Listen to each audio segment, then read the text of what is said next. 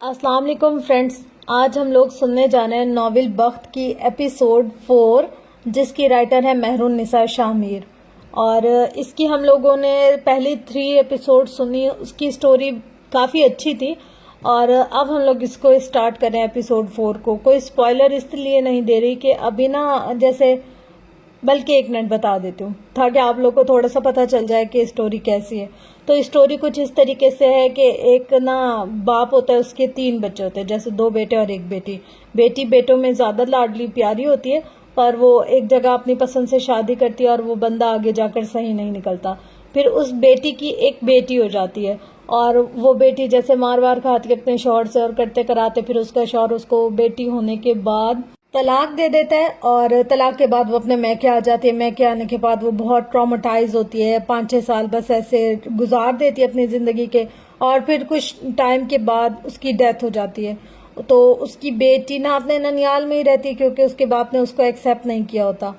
तो जो ननियाल होते हैं ना, उसमें एक मामी हो गई ना, वो उसको बहुत ज़्यादा प्यार करती है और दूसरी मामी भी बहुत ज़्यादा प्यार करती है। ये 2 ही मामी होती है उसकी। लेकिन ना उसके जो नाना है ना, वो उसको प्यार नहीं कर पाते। वो कहते हैं कि ये उस शख्स की बेटी है जिसने मेरी बेटी को तकलीफ दी, रुलाया, परेशान किया, तो इस वजह से मैं अब इसको इतना ज़्यादा एक्सेप्ट नहीं कर सकूंगा। फिर उसकी तरफ कज़नों की कहानी है कि उसकी एक कज़न होती है, वो थोड़ी सी चुलबुली अच्छी और इस नेचर की होती है कि सबके साथ घुल मिल जाए, और वो वाली उसकी कहानी है। तो हम इसको स्टार्ट करते हैं। Ready set go. सफ़ीर को इस्लामाबाद से आए 10 दिन हो गए थे। वो सुबह में ऑफिस चला जाता, इसकी वापसी देर से होती थी। इन दिनों वो हाले के साथ भी वक्त नहीं गुजार पा रहा था। काम का बोझ इसको हल्कान किए देता था, लेकिन वो फिर भी दिन में चंद मिनट के लिए इसको कॉल कर लेता था। हाले भी ड्राइवर के साथ यूनिवर्सिटी जा रही थी, क्योंकि हारून ने फिलहाल यूनिवर्सिटी ना जाने की कसम खा रखी थी। इस दिन के बाद हाले से मिलने भी नहीं गई थी। दोनों एक दूसरे से कतराते फिर रहे थे। एक अनदेखी दीवार सी थी जो इन दोनों के दरमियान हायल थी। लेकिन हाले ने सोच लिया था कि आज वो इसको लेकर किसी अच्छी जगह खाना खाने जाएगी, इसलिए इसने हारून को कॉल करने का इरादा किया। इसकी छुट्टी होने में भी 15 मिनट बाकी थे। कॉल जा रही थी। हारून अपने कमरे की बालकनी में बैठा कोई किताब पढ़ रहा था, बल्कि ये कहना बेहतर होगा कि किताब देख रहा था, क्योंकि किताब में लिखा एक भी लफ्ज इसकी याददाश्त का हिस्सा नहीं बन पा रहा था। इसका दिमाग कहीं और था जबकि इसने स्क्रीन पर हाले के नाम को चमकते देखा। वो चंद लम्हे सांस रोके, पलके झपकाए साकित से स्क्रीन को देखे गया। चंद मजीद लम्हे सर के। मोबाइल बज कर बंद हो चुका था, कॉल कट चुकी थी। इसने झपट कर मोबाइल को उठाया था। इसने क्यों नहीं उठाई कॉल? ओह, क्या वो दोबारा कॉल करेगी? और अगर नहीं तो इतने में मोबाइल एक बार फिर थरथराया। हारून ने 1 सेकंड जाए किए बगैर कॉल पिक की थी। हेलो हारून, कैसे हो? फोन स्पीकर में इसकी चहकती हुई आवाज सुनाई दी। हारून ने सुकून से आंखें मूंद ली थी। कितने दिनों बाद ये मेहरबान आवाज सुनी थी। दिल पे जैसे ठंडी सी फुहार पड़ी। हारी, आवाज आ रही है? तुम सुन रहे हो? कुछ बोलो भी। हाँ मैं सुन रहा हूँ। इसके हलक से फंसी फंसी सी आवाज निकली थी। मैं यूं नहीं हूँ, तुम आ सकते हो मुझे पिक करने। हारून ने सर बालकनी की ग्रिल के साथ टिका रखा था, आंखें हुंजो मूंद रखी थी। शायद वो इस आवाज को मुकम्मल यकसुई के साथ सुनना चाहता था। हारून, कुछ बोलोगे भी? मैं कुछ पूछ रही हूँ, जवाब तो दो। वो अब जरा बुलंद आवाज में बोली थी। 10 मिनट तक आ रहा हूँ मैं। वो इसी तरह आंखें मूंदे हल्का सा बड़बड़ाया था और साथ ही कॉल डिस्कनेक्ट कर दी थी। हाँ, वो ठीक होना चाहता था, लेकिन कोई भी मर्ज हाथ से खींच कर नाखून से नोच नहीं सकता। हर इलाज वक्त मांगता है, रोजाना का डोज मांगता है। किसी भी बीमारी को एक दिन में नहीं निकाला जा सकता, और इस बीमारी से मुंह मोड़कर तो हरगिज नहीं। अगर इसको ठीक होना था तो अपनी बीमारी को सामने बिठाना था। इसको कहना था कि अब इसको मजीद हर्ट नहीं कर सकती वो, अब मजीद इसको झुका नहीं सकती, अब इसको खत्म होना होगा, क्योंकि अब इसका जिस्म इस बीमारी से तंग आ गया। इसके जिस्म को सुकून चाहिए, आज़ादी चाहिए, और ये हक है इसका। वो हाले से मिलेगा, क्योंकि बीमारी हाले नहीं है, बीमारी इसके दिमाग में है। हाले तो दिल है। ये सुल्तान मंजिल के लाउंज का मंजर था, जहां हसीना बेगम सिंगल सोफे पर बैठी थी और मेहरमान के कदमों में बैठी थी। वो इसके सर में तेल से मालिश कर रही थी, साथ ही हाले को गायबाना सलवातें सुना रही थी। ना तो मुझे ये बता दो बस, ये कौन सी लड़कियां हैं रोज बाहर का खाना खाती हैं, जो मेरे इस नालायक औलाद को घर में चैन ही नहीं आता? कैसे कैसे खाने बनाते होंगे, लेकिन मजाल है जो ये लड़की घर का पका खाना चख भी ले। मामा इसको पसंद है, अब क्यों भी लावजा इसके पीछे लगी रहती हैं? کھانے دینا اس کو جو دل کرتا ہے. موٹی ہوتی جا رہی ہے وہ دیکھا ہے تم نے اس کو کبھی غور سے؟ ارے گھر کا کھانا اپنی نگرانی میں بنواتی ہوں میں، اور یہ ہوٹل کا کھانا ایک تو اتنا آئلی، اوپر سے پتہ نہیں سبزی اور گوشت دھو کر بھی استعمال کرتے ہیں یا نہیں. وہ سخت خفا تھی. ماما اب ٹینشن کیوں لیتی ہیں؟ وہ حال ہے، کم از کم وہ اس معاملے میں وہ بیسٹ ہے. آپ سبزی اور گوشت نہ دھلنے کی بات کرتی ہیں، لیکن اگر کھانے میں نمک کا ایک دانہ یا پھر ذرا سی بھی مرچ کم یا زیادہ ہو جائے اس سے وہ بچ نہیں سکتا. کیا پچھلا ہفتہ بھول گئی آپ جب نرگس نے چکن دھوئے بغیر وائٹ کڑھائی بنائی تھی اور پھر ایک نوالا لیتے ہی حالے نے کہہ دیا تھا کہ چکن صحیح دھلا نہیں ہے، اور وہی ہوا، نرگس نے واقعی نہیں دھویا تھا. ماما وہ کھانے کے معیار پہ سمجھوتا نہیں کر سکتی، لکھوا لیں، مہر نے تفصیل سے جواب دیا تھا. کہتی تو ٹھیک ہو، بڑی ہی کائیا ہے. کل مجھے کہتی ہے کہ آپ سے ساری دنیا کے کھانے بنوا لوں، لیکن آپ روٹی نہیں بنوا سکتی، آپ اس کے کنارے کچے اور موٹے کر دیتی ہیں. اچھا پھر کیا کہا آپ نے؟ مہر دلچسپی سے پوچھ رہی تھی. کیا کہنا تھا میں نے، اٹھایا جوتا اور بھاگ گئی کمبخت. ویسے ایک بات ہے، کہتی تو وہ بھی ٹھیک ہے. میری پھپھو مرحوم بھی جب ابا سے ملنے گاؤں سے شہر آتی تھی تو اگر کبھی میں ان کے لیے روٹی بناتی تو وہ فوراً سمجھ جاتی اور کہتی، حسینہ اللہ دشمن کو بھی تیرے ہاتھ کی بنی روٹی نہ کھلائے. وہ مہر کے کان کے پاس جھکی سرگوشی نما آواز میں کہہ رہی تھی. کچھ بھی ہو، مجھے تو آپ کی ہاتھ کی روٹی بہت پسند ہے. مہر ماں محبت سے کہہ رہی تھی. بھلا کوئی تمہارے جیسا ہو سکتا ہے کیا؟ تم تو جان ہو میری اچھائیاں ہی بتاؤ گی. اچھا یہ بتاؤ مجھے کہ ہارون بھی اس کے ساتھ گیا ہے یا نہیں؟ جی ماما، مجھے تو یہی کہہ رہی تھی کہ ہارون اس کو پک کرے گا پھر واپسی پر ڈراپ بھی کرے گا. آج آ لینے دو اسے، ذرا ہارون والا قصہ بھی اب ختم کروں تو شاید نے باقاعدہ رشتہ ڈالا ہے. اب کیا اچھا لگتا ہے دونوں کا ساتھ گھومنا پھرنا. آج نوال کو چائے پہ بلا رکھا ہے میں نے اسی سلسلے میں، اور یہ بی بی اب تک اس کے ساتھ سڑکیں ناپ رہی ہے. پاگل کر دے گی مجھے یہ لڑکی، کسی کی نہیں سنتی. حسینہ آج غصے میں تھی. واہ بھابی واہ، بڑی بیٹی کی تو ابھی بات بھی پکی نہیں ہوئی اور چھوٹی کے سسرال والوں کو بلا لیا. آپ کے بھی اپنے ہی اصول ہیں. فروا لانچ میں داخل ہوتے ہی اپنی زبان کے جوہر دکھانے لگی. مہر تم جاؤ بیٹا اپنے کمرے میں، حالے کو کال کر کے گھر آنے کا بولو. انہوں نے فروا کی بات کا جواب دیے بغیر نرمی سے مہر ماں سے کہا تھا. وہ خود بھی اس سارے منظر میں خود کو مسفٹ محسوس کر رہی تھی، تبھی جلدی اٹھ کر وہاں سے نکل گئی. فروا تمہیں آج تک یہ نہیں پتا چلا کہ کون سی بات بچوں کے سامنے کرنی ہے اور کون سی نہیں. رہی بات رشتے کی تو شاہد اور نوال 2 بار مجھ سے اور معراج سے حالے کی بابت بات کر چکے ہیں، اور رہی بات مہر کی تو اس کے لیے میری کزن کے بیٹے اکرام کا پرپوزل آیا. 2 مہینے ہوئے ہیں جرمنی سے واپس آئے، کل ہی بات کی ہے. رضیہ نے مجھ سے اور بابا اور معراج سے بات کر کے اسی ہفتے بلوا لوں گی ان کو بھی. تم کیوں پریشان ہوتی ہو؟ وہ بظاہر مسکراتے ہوئے بتا رہی تھی، لیکن فروا کا دماغ بھگ سے اڑا تھا. کیا مطلب ہے آپ کا مہر کے لیے؟ آپ سفیر کے علاوہ کسی اور کو سوچ بھی کیسے سکتی ہیں؟ مہر میری بہو بنے گی یہ تو طے ہے. بچپن سے آپ ابھی منع کر دے رضی آپا کو، یہ رشتہ نہیں ہو سکتا. اچھا مہر تمہاری بہو بنے گی، اور یہ کس نے طے کیا؟ میں نے آپ سے بات کرنی ہی تھی بھابھی، پر میں سفیر کے سیٹل ہونے کے انتظار میں تھی. سفیر کو اپنے دادا کا بزنس سنبھالے ہوئے 6 سال ہو گئے ہیں فروا، اب تک وہ سیٹل نہیں ہوا. 30 سال کا ہو گیا ہے وہ. ان 30 سالوں میں تم نے کیا کیا؟ ایک بار بھی سفیر کے لیے مہر کا ہاتھ مانگا؟ تمہیں لگتا ہے میری مہر کوئی گری پڑی ہے جس کو میں تمہارے بیٹے کے انتظار میں بٹھا دوں گی؟ میری بیٹی 28 سال کی ہونے والی ہے، اور کتنا انتظار کروں میں نے فیصلہ کر لیا ہے مہر کی شادی اکرام سے ہی ہوگی. بس صرف 2 دن کا وقت دے دیں مجھے، اتنا تو کر ہی سکتی ہیں آپ. کیا سفیر صرف میرا بیٹا ہے؟ آپ کا کچھ نہیں لگتا؟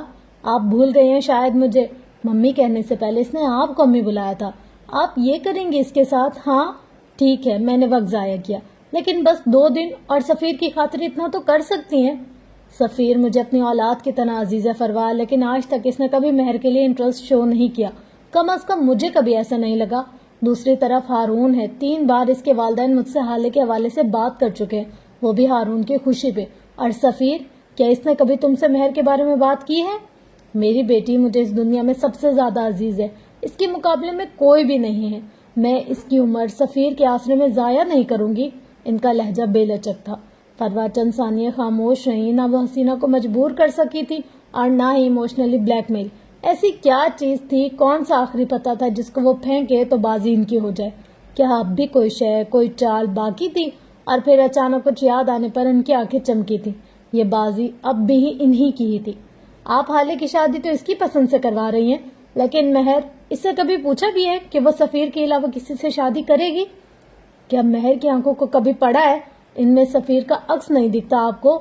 آپ حالے کا حال دل جان سکتی ہیں کیونکہ وہ آپ کے وجود کا حصہ ہے، آپ کی سگی اولاد ہے، لیکن آپ مہر کے دل کا حال نہیں جان سکتی۔ کیوں؟ کیونکہ آپ اس کی ماں نہیں ہیں، وہ آپ کے وجود کا حصہ نہیں ہے۔ آپ اس پر ظلم کر سکتی ہیں بھابھی، کیونکہ اس کی تکلیف اس کی ماں محسوس کر سکتی ہے۔ آج مجھے پتہ چل گیا کہ کسی کو بیٹی کہنے سے کوئی بیٹی بن نہیں جاتی۔ مہر کو اپنی محبت کھونی پڑے گی اور وجہ آپ ہوں گی۔ اگر اس کی ماں زندہ ہوتی تو ایسا کبھی نہ ہوتا۔ خیر آپ بلا لیں رضیہ آپا کو، میں تیاری کر لوں گی۔ حسینہ کا کاٹو تو بدن میں لہو نہیں، وہ اپنی جگہ پر برف ہو چکی تھی۔ وہ بالکل ساکت سی بیٹھی فروا کی باتیں سن رہی تھی۔ ان کے دل میں ایک درد سا اٹھا تھا، ان کی آنکھوں میں ایک زخمی سا تاثر ابھرا تھا۔ فروا تم بات کر لو سفیر سے، اسی مہینے مہر اور سفیر کی رسم کرنا چاہتی ہوں میں، اب مزید تاخیر نہیں ہونی چاہیے۔ اور ایک بات اور، مہر کی ماں نہیں مری، میں اس کی سگی ماں نہیں، وہ کھو گئی۔ اپنی محبت میں اس کو دوں گی، سب کچھ دوں گی جو ایک ماں اپنی بیٹی کو دیتی ہے، وہ روندھی ہوئی آواز میں کہہ رہی تھی۔ جیسا آپ چاہیں بھابھی، میں آج ہی بات کروں گی سفیر سے، آپ تسلی رکھے۔ ان کا تیر نشانے پر لگا تھا، انہوں نے حسینہ کی دکھتی رگ پر ہاتھ رکھا تھا۔ فروا نے اپنا کام کر دیا تھا، انہوں نے حسینہ کے گلڈ کو ہوا دی تھی۔ جو کوئی کام دلیل، کوئی مجبوری، کوئی محبت، کوئی دھمکی نہیں کروا سکتی، وہ کام گلڈ کروا سکتا ہے۔ وہ یونیورسٹی کے گیٹ پر کھڑی تھی جب دو ہارون کی گاڑی اس کے سامنے آن کھڑی ہوئی۔ ابھی وہ دروازہ کھول کر اندر بیٹھی تھی کہ اس نے سفیر کی سیاہ اوڈی کو ہارون کی گاڑی کے قریب رکتے ہوئے دیکھا۔ وہ دونوں ایک ساتھ باہر نکلے تھے۔ حالے نے اچنبے سے اپنے سامنے کھڑے سفیر کو دیکھا، جبکہ ہارون سفیر کو دیکھ کر ہارون کے قدم تھمے تھے۔ وہ اپنی گاڑی کے پاس ہی کھڑا ہو گیا تھا، آگے نہیں آیا تھا۔ آپ یہاں کیسے؟ مجھے بتایا کیوں نہیں؟ حالے حیرت سے پوچھ رہی تھی۔ تمہیں لینا آیا ہوں، سرپرائز دینا چاہتا تھا اس لیے نہیں بتایا۔ اس نے ہارون کو دیکھ لیا تھا، تبھی نارمل سے لہجے میں بول رہا تھا، لیکن اس کے چہرے پر برہمی واضح تھی۔ لیکن میں نے تو ہارون کو بلایا، وہ مجھے لینے آیا، آپ کو آنا تھا تو مجھے بتا دیتے۔ خیر اب تو میں ہارون کے ساتھ لنچ کرنے جانی ہوں، اگر آپ بیزی نہیں ہیں تو آپ بھی جوائن کریں ہمیں، وہ خوش دلی سے آفر کر رہی تھی۔ ہارون کی نظریں اپنے جاگرز پر جمی تھی، اس نے ایک بار بھی نظر اٹھا کر ان دونوں میں سے کسی کو نہیں دیکھا تھا۔ کیا مطلب ہے تمہارا؟ میں تم لوگوں کو جوائن کروں؟ میں تمہیں لینے آیا ہوں، تم میرے ساتھ جانے سے انکار کر رہی ہو؟ کیا یہ کہنا چاہ رہی ہے تم ہارون کی وجہ سے مجھے واپس بھیج دو گی؟ سفیر کے تاثرات سخت ہو چکے تھے۔ آپ بات کو بڑھا رہے ہیں، آپ اگر آنے سے پہلے مجھے بتا دیتے تو میں ہارون کو کال نہ کرتی، وہ میرے بلانے پر یہاں آیا ہے، میں اس کو کیسے واپس بھیج دوں اور آپ کے ساتھ چلی جاؤں؟ تو میں چلا جاؤں؟ نہیں، تم نہیں جاؤ گی میرے ساتھ، انکار کرو گی مجھے؟ تمہیں وہ زیادہ عزیز ہے؟ میری کمٹمنٹ زیادہ عزیز ہے، جو کہ میں ہارون کے ساتھ کر چکی ہوں۔ جو انسان اپنی کمٹمنٹ پہ قائم نہیں رہتا، جو بات کر کے مکر جائے، ایسا شخص اپنی عزت نہیں کرتا، اور جو اپنی عزت نہیں کرتا لوگ اس کی عزت نہیں کرتے۔ اس لیے میں اپنی کمٹمنٹ پہ قائم ہوں، وہ ایک ایک لفظ پر زور دیتی ہوئی بولی تھی۔ کیا ہو گیا اگر وہ یہاں سے چلا جائے گا؟ یہ اتنی بڑی بات نہیں ہے حالے، تم مجھے انسلٹ کر رہی ہو، وہ اب ذرا بلند آواز میں بولا تھا۔ تماشا مت بنائے سفیر، مجھ پر چلانے کی ضرورت نہیں ہے، میں آپ کے ساتھ نہیں جاؤں گی، سنا آپ نے؟ اب جا سکتے ہیں آپ۔ وہ اب دبا دبا سے چلائی تھی، آس پاس سے گزرتے اسٹوڈنٹس ان کو دیکھ رہے تھے، چہمگویاں ہونے لگی تھی۔ ابھی سفیر کچھ کہتا کہ ہارون نے قریب آ کر حالے کو کونی سے پکڑا تھا اور اپنا رخ سفیر کی جانب کر کے بولا، یہ تمہارے ساتھ ہی جائے گی، مجھے کسی دوست کی کال آ گئی ہے، مجھے وہاں جانا ہے، تم گاڑی میں بیٹھو ذرا، اس سے ایک بات کر لوں پھر آتے ہیں۔ یہ بھی اوکے؟ وہ متوازن لہجے میں کہتا سفیر کو زہر لگا تھا۔ سفیر خاموشی سے گاڑی میں جا کر بیٹھ گیا۔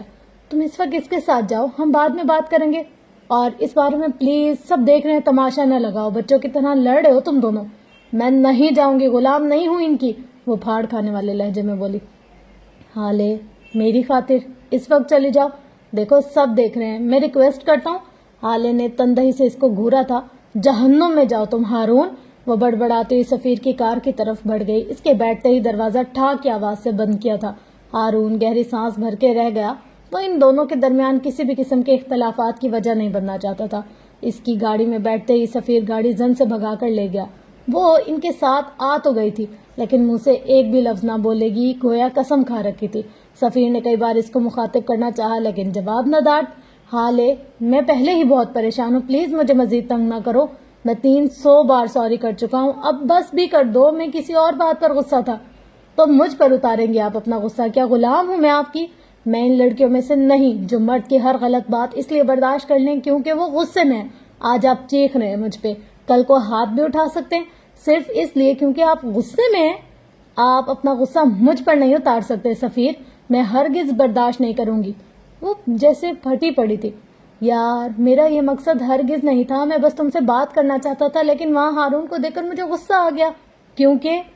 کیونکہ آپ کو جیلس فیل ہوا ہوگا، یا پھر آپ کو یہ لگا ہوگا کہ میں آپ کی ملکیت ہوں اور اب میں کسی اور مرد کے ساتھ کیسے گھوم سکتی ہوں، کیونکہ آپ تو وہی مشرقی مرد ہے نا، کیونکہ یہی ہوا ہوگا ہے نا۔ وہ اس کی بات کاٹ کر غصے سے سرخ چہرہ لیے بولتی ہی چلی گئی۔ سفیر نے گاڑی ایک جگہ روک دی تھی اور اپنا رخ اس کی طرف موڑ کر وہ حالے کی آنکھوں میں دیکھتا ہوا کہنے لگا، کیونکہ ہارون کی ماں آج شام تمہارا رشتہ لے کر آ رہی ہیں۔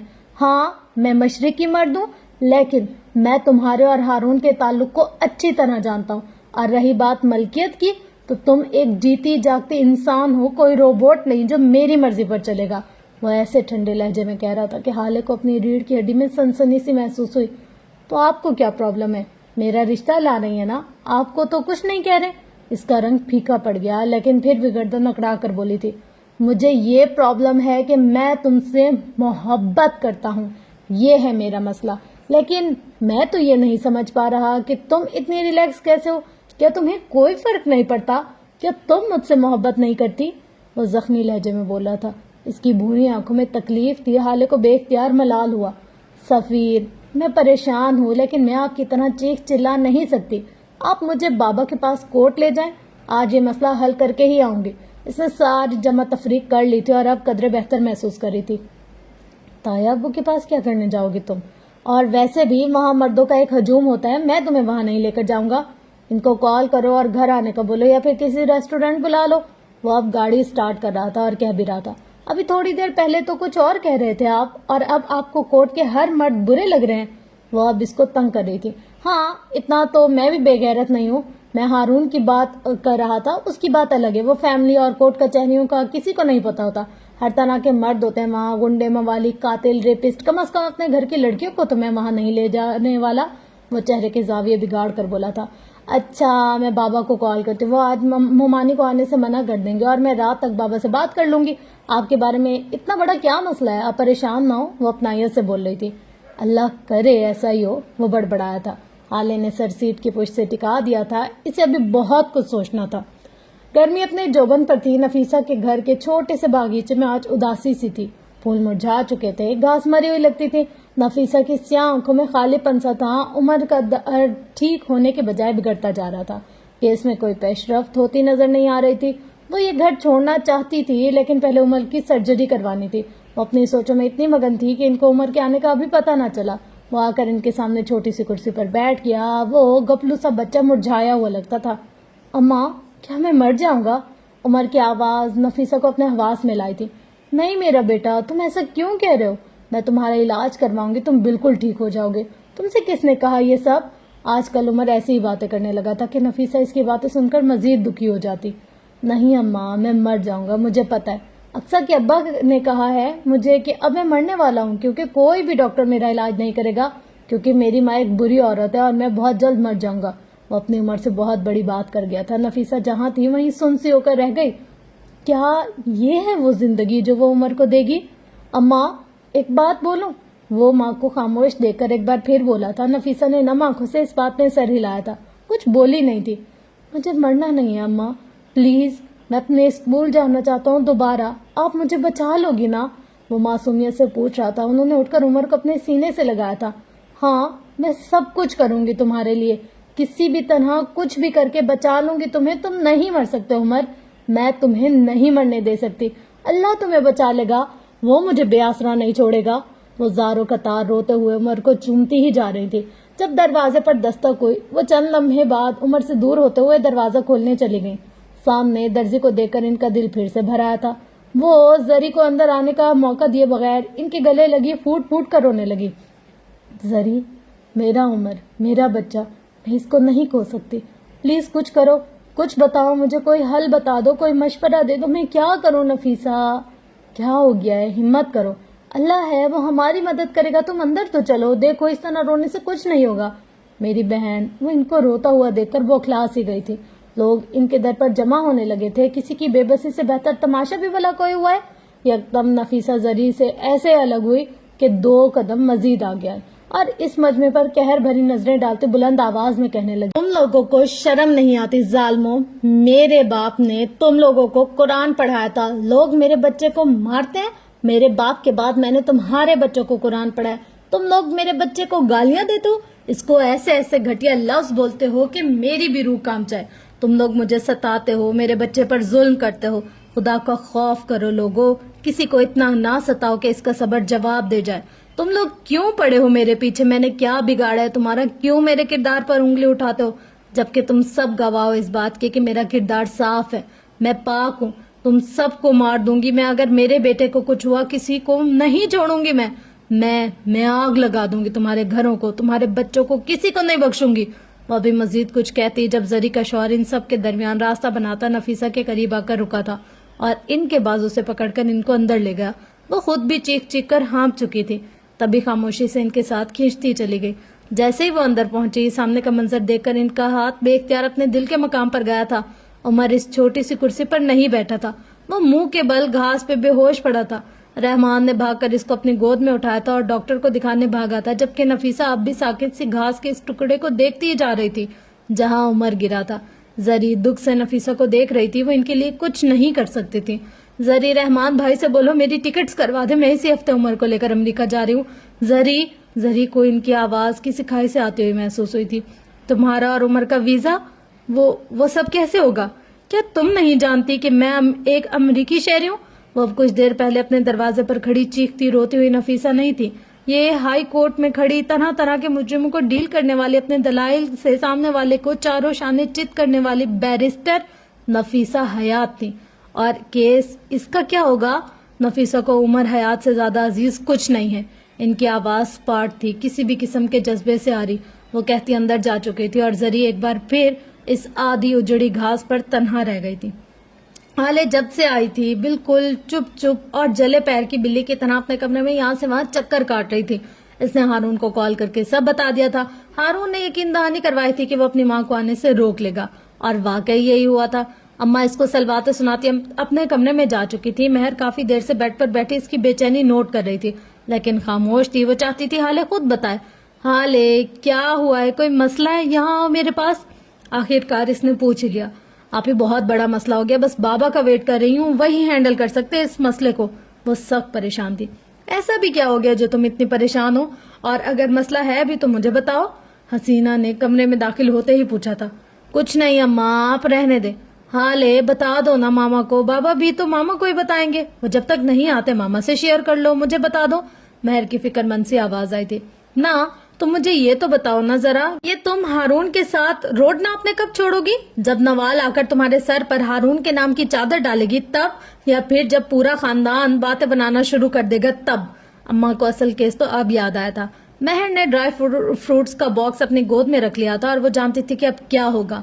اماں میں ہارون سے شادی نہیں کروں گی, وہ اپنی تمام تر ہمت مجتمع کر کے بولی تھی. اچھا تو پھر بلاؤ ملکہ الزبیتھ کے بیٹے کو, اس سے تو کر لو گی نا. انہوں نے اس کی بات کو مذاق میں اڑایا تھا, جبکہ مہر کی مسکراہٹ سمٹی تھی. وہ جانتی تھی حالے ایسا مذاق نہیں کرتی. اماں میں سیریس ہوں, میں ہارون سے شادی نہیں کروں گی, وہ بس دوست ہے میرا اور وہی رہے گا. اب کہ انہوں نے ٹھہر کر اس کو دیکھا, اس کے انداز میں کچھ ایسا تھا جو پہلے کبھی ان کو محسوس نہیں ہوا تھا. تو پھر کس سے کرو گی؟ انہوں نے سنجیدگی سے سوال کیا تھا. سفیر سے, میں سفیر سے شادی کروں گی. کیا بکواس ہے, یہ منہ بند رکھو اپنا, کسی نے سن لیا تو غضب ہو جائے گا. وہ غصے سے چلا کر کہہ رہی تھی, جبکہ دوسری طرف مہر کو اپنی سانس سینے میں اٹکتی محسوس ہوئی تھی. اس نے اپنے دل کی دھڑکن رکتی محسوس کی تھی. اس کا چہرہ لٹھے کے مانند سفید ہو چکا تھا. اس کا دل چاہا تھا وہ اٹھ کر حالے کے منہ پر ہاتھ رکھ دے, لیکن اس کی ٹانگوں میں جان نہیں تھی. اماں کیا ہو گیا آپ کو؟ اس میں بکواس والی کیا بات ہے؟ میں ان کو پسند کرتی ہوں, وہ بھی مجھ سے شادی کرنا چاہتے ہیں, انہوں نے خود کہا ہے ایسا. وہ جھنجھلاتے ہوئے بولی تھی. مہر کا پورا وجود زلزلوں کی زد میں تھا, اس کا جسم کانپ رہا تھا. اس کے کانوں میں بس ایک ہی آواز گونج رہی تھی, وہ بھی مجھ سے شادی کرنا چاہتے ہیں. وہ بھی شادی, وہ بھی مجھ سے شادی. اس کا ذہن اس جملے پر اٹک گیا. حالے دور ہو جاؤ میری نظروں سے, میں تمہاری شکل بھی نہیں دیکھنا چاہتی. جاؤ یہاں سے, دفع ہو جاؤ, میرے سامنے مت آنا. وہ دھاڑتے ہوئے انگلی اٹھا کر اس کو باہر جانے کا کہہ رہی تھی. अम्मा मैं आपकी बेटी हूँ, मैंने कोई गलत काम नहीं किया, पसंद की शादी मेरा हक है, आप ऐसे क्यों रिएक्ट कर रही हैं? मेरी जगह आप ही होती तो तब भी आप कुछ यही कहती। वो नमा के लिए दुख से देख रही थी और सारा मसला तो यही था, इसकी जगह मेहर माँ को होना चाहिए था। हाल है फरवा कभी तुम्हें अपनी बहू नहीं बनाएगी। वो ये नहीं कह सकी कि फरवा सिर्फ मेहर को बहू बनाएगी और वो कभी तुम्हें तस्लीम नहीं करेगी, इसको नफरत है। वो ये नहीं कह सकती थी कि इसको सिर्फ मेहर से मोहब्बत है। तुमसे मेरी बच्ची, ये तुमने खुद को कहाँ फंसा दिया है, ये तुमने क्या कर दिया है तुमने। वो सर दोनों हाथों में गिराए सोफे पर ढह सी गई थी, आंखों के आगे अंधेरा आ गया था, इनकी आवाज शिकस्त खोरदा सी थी। आप समझाएं ना अम्मा को, चची जान ऐसी नहीं है, आप कुछ बोल क्यों नहीं रही। वो अब मेहर के करीब आ गई थी। मेहर ने खाली खाली नजरों से इसको देखा था। एसी की ठंडक के बावजूद इसके माथे पर पसीना आ गया था, इसकी जबान बिल्कुल मफलूज हो गई थी। वो बिना कुछ कहे बेड पर से उठी और इसके कदम लड़खड़ाए थे। हालनी ने फौरन इसको सहारा देने को हाथ बढ़ाया था। मेहर ने इसका बढ़ा हुआ हाथ नहीं देखा था और इसको कुछ भी दिखाई नहीं दे रहा था। वो इन लड़खड़ाते कदमों और कांपते वजूद के साथ बाहर निकलती चली गई। ये भी नाराज हो गई है यार, मैं आपको बताने वाली थी, आप ही मेरी बात तो सुन ले। आप ही पीछे हाली इसको आवाजें देती रह गई थी और इसको लगा था मेहर इससे नाराज है क्योंकि इसने सफीर के बारे में इसको नहीं बताया। आगाही से पहले का दौर कितना हसीन होता है ना। मगरिब को कजा हुए कई सातें हो चुकी थी। हाले अपने कमरे में बैठी थी जबकि इसको महराज साहब की गाड़ी की आवाज सुनाई दी थी। इसके दिल को जैसे चैन आ गया था। वो भागते हुए नीचे गई। अभी उन्होंने गाड़ी पोर्च में खड़ी की ही थी कि हाले कांपती हुई इनके करीब आई। इसका सांस फूला हुआ था। महराज ने इसको अचंभे से देखा।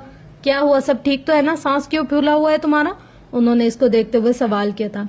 मुझे आपसे बात करनी है बाबा, बहुत जरूरी बात है, लेकिन यहाँ नहीं, मेरा मतलब है घर पे नहीं, कहीं बाहर। वो जल्दी जल्दी बोल रही थी। अच्छा चलो बाहर पार्क में चलकर बात करते हैं। हाले ने इस बात में सर हिलाया था। महराज दरवाजे की तरफ बढ़ रहे थे। हाले इनसे 2 कदम के फासले पर इनके पीछे चल रही थी। पार्क यहाँ से 10 मिनट की वॉक पर था। इन 10 मिनट में उन्होंने हाले से छोटी छोटी कई मुख्तलिफ बातें कर ली थी। पार्क पहुंचकर वो हाले के सामने खाली बेंच पर बैठ गए थे। पार्क में इस वक्त रश हो गया था। बच्चे अपने वालिदैन का हाथ पकड़े यहाँ से वहां उछलते कूदते फिर रहे थे। कुछ नौ उम्र लड़के लड़कियां झूले झूल रहे थे तो कुछ अपनी फैमिली के साथ नरम गरम सी घास पर दरी बिछाए खुशगपियों में मसरूफ थे। हाले को बेख्तियार इन सब पर रश्क आया था। वो सब कितने सुकून में थे। तो तुम हारून से शादी नहीं करना चाहती?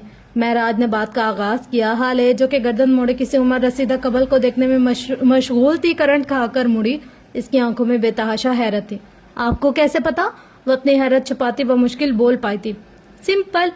उन्होंने कंधे उचका दिए। आज शाम नवाल हारून का प्रपोजल लेकर आने वाली थी, लेकिन तुमने हारून से कह के इनको मना कर दिया आने का। तुम्हारी अम्मी यानी कि हमारी बेगम ने हमें कॉल करके ये बता दिया कि तुम नहीं चाहती कि हारून की अम्मी आज घर आए। तुमने 4 घंटों में 9 बार मुझे कॉल करके पूछा कि मैं कब आ रहा हूँ और तुम्हें मुझसे कोई जरूरी बात करनी है। और आखिरी बात, वॉक के दरमियान तुम्हें 2 बार हारून की कॉल मौसूल हुई लेकिन तुमने रिसीव नहीं की। मेरे हिसाब से तो यही बात है, लेकिन अगर कोई और बात है तो तुम मुझे बता सकती हो। बाबा आई एम श्योर आप किसी बंगाली बाबा से क्लासेस ले रहे हैं। मैं मान ही नहीं सकती कि ये सब आपकी ऑब्जर्वेशन है। आई कांट बिलीव इट यार, आपको कैसे पता होता है हमेशा। महराज इसकी बात पर दिल खोलकर हंसे थे। इनको हंसता देखकर हाले भी मुस्कुरा दी। खैर मुझे ये बताओ तुम इनकार क्यों कर रही हो, वजह कौन है? वो अब असल मौजू की तरफ आए थे। आपको ये पूछना चाहिए था कि वजह क्या है। वो क्या पर जोर देती बोली थी। तुम्हें लगता है मैं इस वक्त टाइम वेस्ट करने के मूड में हूँ? मैं ब्लड प्रेशर और शुगर का मरीज हूँ बेटा। मुझे इस वक्त सख्त भूख लगी है, मुझे अपनी दवाई लेनी है, लेकिन मैं ये मसला हल करके ही यहाँ से उठना चाहता हूँ। तुम्हारी 9 कॉल्स ने मुझे बेइंतहा परेशान किया हुआ है, इसलिए मैं क्या के चक्कर में वक्त जाया नहीं कर सकता। तो मुझे ये बता दो वजह कौन है। वो रसान से कहकर सवालिया नजरों से हाले को देखने लगे। हाले बगैर कुछ कहे वहां से उठी थी और पार्क में मौजूद छोटे से फूड पॉइंट की तरफ बढ़ गई थी। थोड़ी देर बाद जब वो वापस आई तो इसके हाथ में एक पानी की बोतल, 2 शुगर फ्री बिस्किट्स के पैकेट और एक एनर्जी ड्रिंक थी।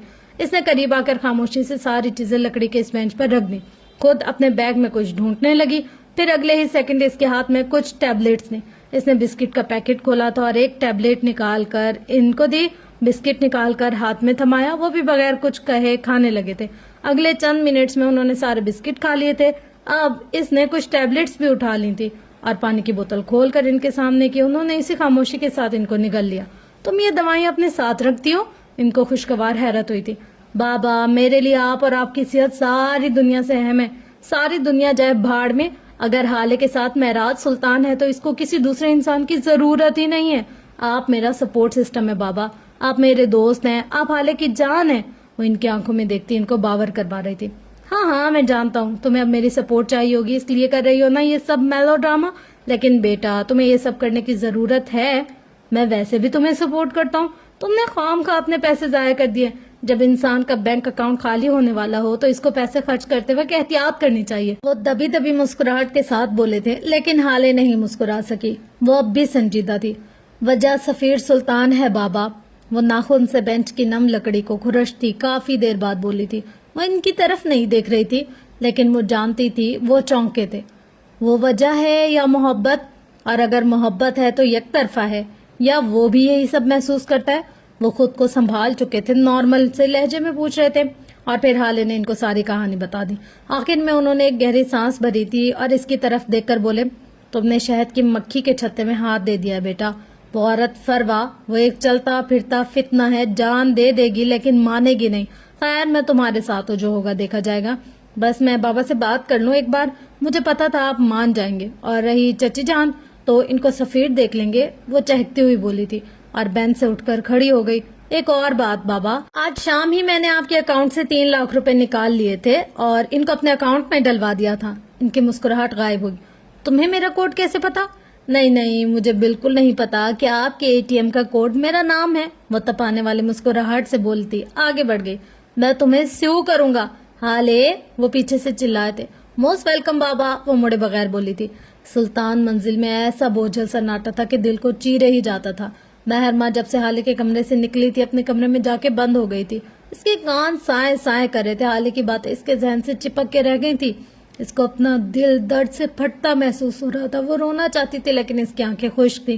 وہ کافی دیر سے اس سنگل صوفے پر ایک ہی پوزیشن میں بیٹھی ہوئی تھی جب اس کے کمرے کے دروازے پر دستک ہوئی. کون ہے؟ اس نے بیٹھے بیٹھے پوچھا تھا. آپ ہی میں ہوں حسن, پلیز دروازہ کھولے, میں بور ہو رہا ہوں. وہ چڑیل بابا کے ساتھ اکیلی چلی گئی ہے, مجھے پوچھا بھی نہیں.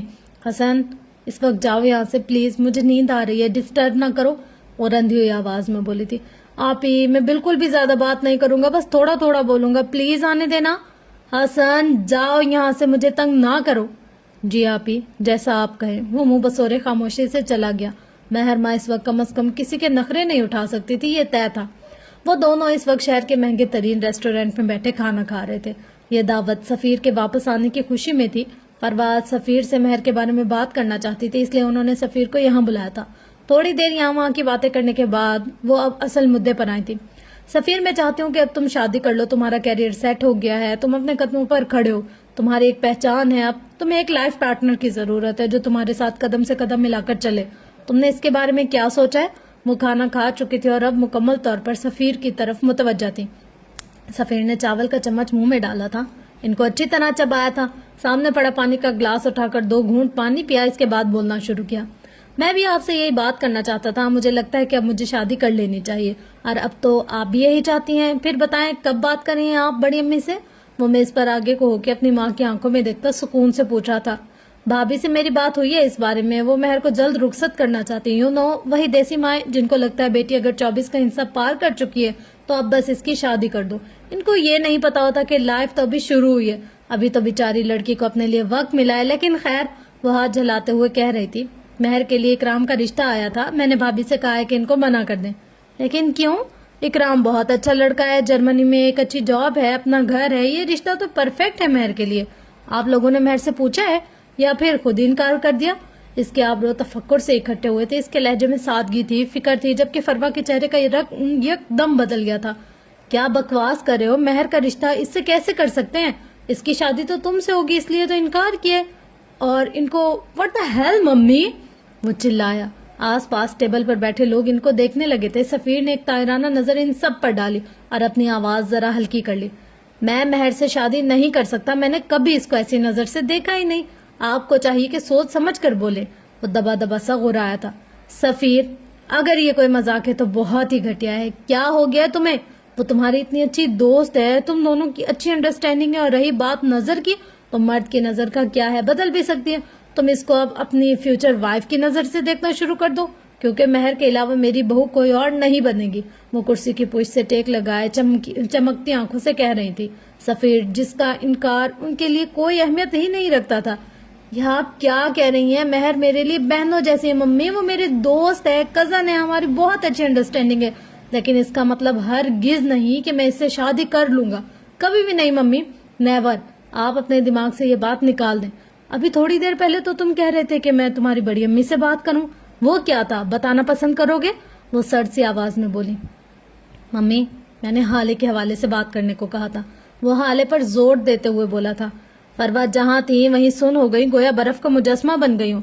اس کا رشتہ تو ہارون سے ہونے والا ہے. آج نوال آنے والی تھی, میں نے تمہیں کال کر کے بتایا تو تھا, تم شاید بھول گئے ہو. وہ تھوڑی دیر بعد سنبھل کر بولی تھی. آنے والی تھی لیکن نہیں آئی اور نہ ہی اب آئیں گی. اس لیے آپ ممی, آپ کل تک بڑی امی اور تایا ابو سے بات کریں گی اور اس امر کو یقینی بنائیں گی کہ حال سلطان سفیر سلطان کی ہے ہمیشہ کے لیے. تمہیں آخر مہر سے مسئلہ کیا ہے؟ اس میں کیا کمی ہے؟ مجھے یقین ہے تم بس وقتی طور پر حالے سے متاثر ہوئے ہو اور کوئی بات نہیں. تم کچھ دن مزید سوچو اس بارے میں, ہم کچھ دن بعد بات کریں گے جب تک تمہاری رائے بدل چکی ہوگی. ممی, یہ میری رائے نہیں ہے, محبت. I am in love with her. اور محبت نہیں بدلتی. آپ مجھے کچھ دن نہیں کچھ سال بھی مزید دے دیں گی, میں تب بھی اسی کا ہی نام لوں گا. آپ میرا فیصلہ نہیں بدل سکتی. اور رہی بات مہر کی, تو اس میں کوئی خامی نہیں ہے. وہ بس اس خاکے میں فٹ نہیں ہوتی جو کہ میں نے اپنی لائف پارٹنر کے لیے بنایا. وہ بہت پریکٹیکل ہے. میں اس روبوٹک زندگی سے بیزار ہوں ممی. مجھے کوئی ایسی لڑکی چاہیے جو میری زندگی میں رنگ بھرے, جو میرے ساتھ قدم سے قدم ملا کر چل سکے. اور آپ جانتی ہیں مہر کو, وہ کتنی دبوسی ہے. کوئی ایسی ہو جو میری نا کو ہاں میں بدلنا جانتی ہو, جو میری غلط بات کو غلط کہنے کا حوصلہ رکھتی ہو. کوئی ایسی جو اپنا اور میرا سوشل سرکل مینٹین کرنا چاہتی ہو, جو مجھ سے ضد کرے, باتیں منوائے. میں اب کوئی ٹین ایجر نہیں ہوں جو جذبات میں آ کر فیصلہ کر رہا ہوں. میں نے ہر پہلو پہ سوچا ہے اور بہت سوچ سمجھ کر یہ نتیجہ نکالا ہے کہ میری بیوی بننے کے لیے جو کوالٹیز چاہیے وہ بس حالے میں. اگر نہ ہوتی وہ بھی تو تب بھی میں اس سے شادی کرتا, کیونکہ میں اس سے محبت کرتا ہوں. آئی ہوپ اب آپ سمجھ گئی ہوں گی. میں نے تمہاری پوری تقریر سنی ہے, لیکن کوئی بھی بات مجھے ایسی نہیں لگی جس کی وجہ سے میں اس رشتے کے لیے مان جاؤں. تو مسٹر سفیر سلطان, تم حالے سے محبت کرو یا کچھ بھی, میں اس سے نفرت کرتی ہوں. میں نے آدھی زندگی نگین کو برداشت کیا, باقی کی آدھی زندگی اس کی کاربن کاپی کو نہیں برداشت کروں گی. وہ لڑکی میری بہو نہیں بنے گی, یہ بات تم لکھ کر رکھ لو. وہ اب پرس اٹھا کر کھڑی ہو گئی تھی. اور اگر بنی تو میں اس کو کبھی قبول نہیں کروں گی. میں گاڑی میں تمہارا ویٹ کر رہی ہوں, آ جاؤ. وہ کہتی وہاں سے نکلتی چلی گئی. پیچھے سفیر نے ایک گہری سانس بھری تھی اور بڑبڑایا تھا. میں نے گھی سیدھی انگلی سے نکالنے کی کوشش کی تھی, لیکن اب میں اپنا طریقہ آزماؤں گا. ہاں, میں یہی کروں گا. اس نے آسودگی سے آنکھیں موند لیں. یہ صبح سلطان منزل کے کچھ مکینوں کے لیے بہت خوشگوار تھی تو کچھ کے لیے اتنی ہی گھٹن زدہ. حسینہ ساری رات بے چین رہی تھی کیونکہ مہر بے چین تھی. وہ رات سے اب تک اس کا سامنا نہیں کر پا رہی تھی. مہر ان کو مزید عزیز تھی, بے حد عزیز. وہ اس کی خاطر اپنی سگی اولاد کو بھی پیچھے کر دیتی تھی. مہر کے آگے ان کو کچھ نہیں دکھتا تھا. ناشتے کی میز پر سارا گھر جمع تھا سوائے مہر ماں کے. وہ رات سے اپنے کمرے میں ہی بند تھی. حالے اس کی غیر موجودگی محسوس کر چکی تھی, تبھی بے دلی سے چند لک میں زہر مار کر کے اٹھ گئی. اب وہ مہر کے کمرے کے باہر کھڑی دستک دے رہی تھی. تھوڑی ہی دیر میں مہر نے دروازہ کھول دیا تھا. حالے خاموشی سے اندر آ گئی. مہر اس کو نظر انداز کر کے الماری میں منہ دیے کھڑی رہی.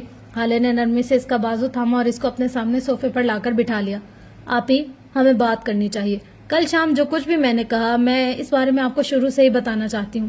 آپ مجھ سے بدگمان نہ ہو بس. مہر خاموشی سے اس کو دیکھتی رہی. اس کا دل چاہتا وہ حالے کو بتا دے کہ وہ سفیر کو کتنا چاہتی ہے, لیکن اس کی ہمت نہیں. اور پھر حالے نے اس کو شروع سے آخر تک سب بتا دیا تھا. کس طرح سفیر نے اسے شادی کے لیے پوچھا اور کب حالے کو اس سے محبت ہوئی. آپی, میں آپ کو کیا بتاؤں, وہ تو ایک بن مانگی دعا کی طرح مل گیا مجھے. میں نے تو ساری زندگی اسی کی ملنے کی دعا کی تھی.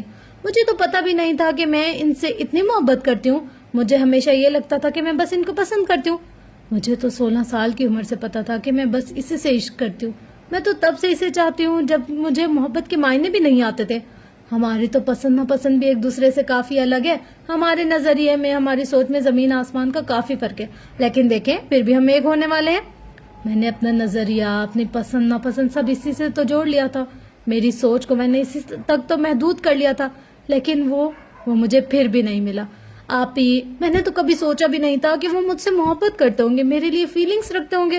جب انہوں نے مجھے پرپوز کیا, آئی واز شاکڈ. وہ لائک کرتے ہیں مجھے. کیا انہوں نے واقعی میرا نام لیا؟ وہ ایک جذب کے عالم میں کہے جا رہی تھی. میں نے تو کبھی یہ نہیں سوچا تھا کہ وہ میرے علاوہ کسی سے محبت کر سکتا ہے.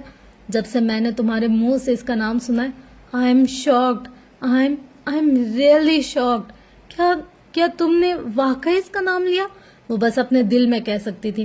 حالے اگر تم دونوں الگ ہو گئے, میرا مطلب ہے کسی وجہ سے تمہارا رشتہ ان سے نہ ہو سکا, تو اس کے اندر ایک مہم سے امید جاگی تھی کہ شاید حالے ابھی اس سے اتنی اٹیچ نہ ہوئی ہو, شاید ابھی اس کی محبت نے بلندیوں کو نہ چھوا ہو, شاید اب بھی اس محب اندھیرے میں کوئی امید کا دیا روشن ہو سکتا ہو.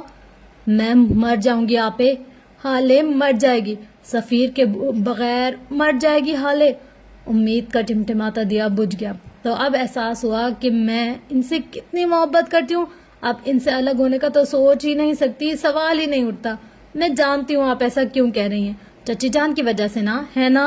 ان کو سفیر سنبھال لیں گے, وہ مسکراتے ہوئے بتا رہی تھی. مہر مسکرا بھی نہ سکی. اللہ کرے ایسا ہی ہو. اس نے بھاری دل سے دعا دی تھی. کرب سا کرب تھا. دادا جان میں آ جاؤں؟ وہ ان کے کمرے کے اد کھلے دروازے پر دستک دیتا اپنے مخصوص مسکراہٹ سے پوچھ رہا تھا. میرا سا میرے جیون دی وجہ تو آ, میرا ہارٹ ارے, میری سانس میرے جینے کی وجہ تم آؤ تو میرے دل کو ٹھنڈک ملے. وہ ان کے قریب بیڈ پر بیٹھ گیا تھا. کمپنی کے حالات حاضرہ, نفع نقصان, سیاست پر نظر ثانی, بڑھتی مہنگائی پہ ان کی تجویز, ان سارے موضوعات پر بحث کے بعد وہ اصل مدعے پر آیا تھا. ممی چاہتی ہے میں شادی کر لوں, وہ گلا کھنگارتے بولا تھا. اور تم کیا چاہتے ہو؟ چاہتا تو میں بھی یہی ہوں, لیکن ایک مسئلہ ہے. میں ممی کی پسند سے شادی نہیں کرنا چاہتا, میں کہیں اور انٹرسٹڈ ہوں. آسان حل ہے, اس کو بھول جاؤ, کیونکہ فروہ کبھی حالے کے لیے نہیں مانے گی. انہوں نے اس کے سر پر دھماکہ کیا تھا. آپ جانتے ہیں؟ اس کو حیرت نہیں ہوئی تھی, وہ بس سادگی سے پوچھا تھا. کیا مجھے نہیں جاننا چاہیے؟ آپ ممی سے بات کریں نا, وہ آپ کو منع نہیں کر سکتی. آپ جانتے ہیں میں حالے کو بہت پسند کرتا ہوں. ممی نے اس سے خام خواہ کا بیر باندھ لیا. حالے تو بچی ہے, الٹا سیدھا بول دیتی ہے. وہ بڑی ہے, درگزر کر لیں, لیکن نہیں, انہوں نے تو اس کو ایگو کا مسئلہ بنا لیا. وہ جیسے بے بس سا کہہ رہا تھا. وہ اپنی فیملی پالیٹکس سے بہت دور تھا. دیکھو بچے, حالے مجھے دنیا میں سب سے زیادہ عزیز ہے. میں اس کو یوں ہی کسی کے سر پر مسلط نہیں کر سکتا. فروا کو خود آ کر مجھ سے بات کرنی ہوگی, باقاعدہ طور پر اس کا مانگنا ہوگا ہاتھ. لیکن اب جب تم نے مجھ سے مدد مانگی ہے تو میں فروا سے بات کروں گا. لیکن سفیر, میری ایک بات یاد رکھنا, اگر حالے کو ناخون کے ایک ذرے جتنی بھی تکلیف ہوئی تو میرا ہاتھ ہوگا اور تم سب کا گریبان ہوگا, یاد رکھنا. نرم دو ٹوک لہجے میں تنبیہ کی تھی انہوں نے. یار آپ تو ایسے کہہ رہے ہیں جیسے ہٹلر کے جانشین ہوں. میں محبت کرتا ہوں اس سے, بہت خوش رکھوں گا اس کو, بس ممی مان جائے ایک بار. ویسے ایک بات بتائیں, جس کی آپ اتنی سائڈ لے رہے ہیں نا, وہ خود ایک چلتی پھرتی آفت ہے جو میری ممی کو نہیں بخشتی, وہ مجھے کیا چھوڑے گی؟ سفیر, اپنی عورت کے لیے سٹینڈ لینا سیکھو. عورت چاہے جتنی مرضی آفت ہو, جتنی بھی خودسر ہو, جتنی بھی بہادر ہو, اپنے مرد کی سپورٹ کے بغیر زیادہ دیر تک سفر نہیں کر پاتی. یہ معاشرہ اکیلی عورت کے لیے ایک عذاب ہے. یہ مردوں کا معاشرہ ہے. ہم چاہے جتنی مرضی ماڈرن ہو جائیں, جتنا چاہے خود کو گروم کر لیں, اندر سے ہماری سوچ سطحی رہے گی. ہم ایک مضبوط عورت کو کبھی قبول نہیں کریں گے. اس معاشرے کو وہ عورت چاہیے جو ہر وقت روتی دھوتی رہے, جو اپنے ہر فیصلے کے لیے ایک مرد کی محتاج رہے, جو شادی سے لے کر بچے پیدا کرنے تک مرد کی مرضی سے چلے. ایسے میں اگر کوئی عورت اپنے حق کے لیے بولتی ہے تو معاشرہ اس کو بے حیا, بد چلن اور نہ جانے کن کن القابات سے نوازتا ہے. یہ معاشرہ ایک مضبوط اور خود مختار عورت کو جھیل نہیں پاتا. ایسی عورت لوگوں کو کھٹکتی ہے. اور جس عورت سے تمہارا پالا پڑا ہے نا سفیر, وہ اپنے حقوق بھی جانتی ہے اور اپنی پاور بھی. وہ دب کر چلنے والی نہیں ہے. وہ خود کو تمہارے لیے کبھی بھی بے توقیر نہیں کرے گی. ایسی عورت بزدل مرد کے ساتھ گزارا نہیں کرتی. اس کے لیے سٹینڈ لینا سیکھو, ورنہ ایک دن اس کو کھو دو گے. دادا جان, آپ نے فیمنزم کب سے جوائن کیا؟